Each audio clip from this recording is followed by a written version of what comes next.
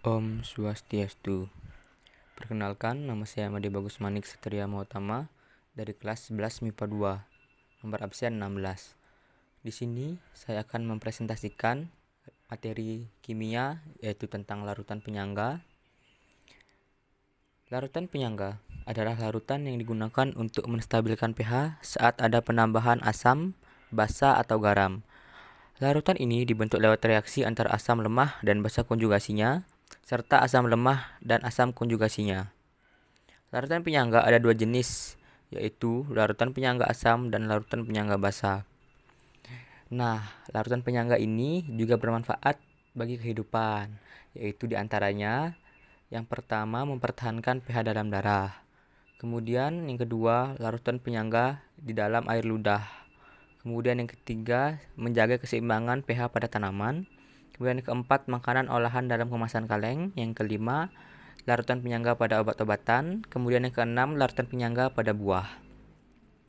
Di sini saya akan bahas yang pertama, yaitu mempertahankan pH dalam darah. Sebagai zat transportasi di dalam tubuh, darah memegang peranan penting dalam sistem metabolisme, khususnya pengangkutan oksigen dan karbon dioksida. Oleh karena itu, darah harus selalu berada pada pH tertentu, yaitu 7,4 untuk mempertahankan pH tersebut. Di dalam darah terdapat berbagai jenis larutan penyangga, contohnya larutan penyangga karbonat, larutan penyangga hemoglobin, dan larutan penyangga fosfat. Kemudian yang kedua, larutan penyangga di dalam air ludah.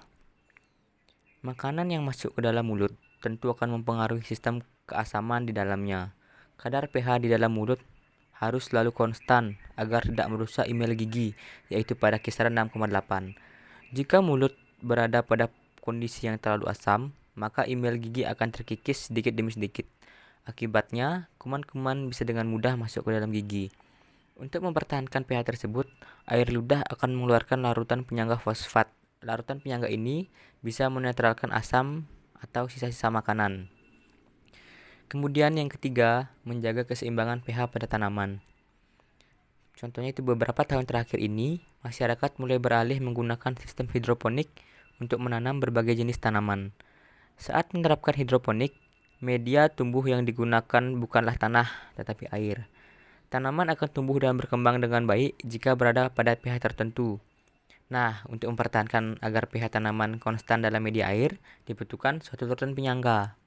Kemudian yang keempat yaitu makanan olahan dalam kemasan kaleng. Kadar pH yang terjaga membuat makanan kaleng tersebut jadi tidak mudah rusak. Larutan penyangga adalah antara asam benzoat dan natrium benzoat. Kemudian yang kelima, larutan penyangga pada obat-obatan, yaitu contohnya tablet aspirin sebagai obat penghilang rasa nyeri. Adanya asam pada aspirin dapat menyebabkan perubahan pH pada perut. Perubahan pH ini mengakibatkan pembentukan hormon untuk merangsang pengumpulan darah terhambat sehingga pendarahan tidak dapat dihindarkan. Oleh karena itu, pada aspirin ditambahkan MgO yang dapat mentransfer kelebihan asam. Kemudian yang keenam, larutan penyangga pada buah. Fungsi asam sitrat ini adalah sebagai bahan pengawet yang alami, aman, serta untuk menambah rasa masam pada makanan dan minuman olahan. Asam sitrat pada siklus metabolisme pada hampir setiap makhluk hidup yang berfungsi sebagai zat antioksidan. Asam nitrat dalam dunia industri sering dipakai dalam pembuatan zat pembersih permukaan barang-barang rumah tangga. Larutan yang digunakan untuk mempertahankan nilai pH tertentu agar tidak banyak berubah selama reaksi kimia berlangsung. Sekian presentasi saya mengenai resume kimia yaitu materi larutan penyangga. Bila ada kesalahan dalam pengucapannya, saya mohon maaf. Sekian, terima kasih. Om Santi Santi Santi Om.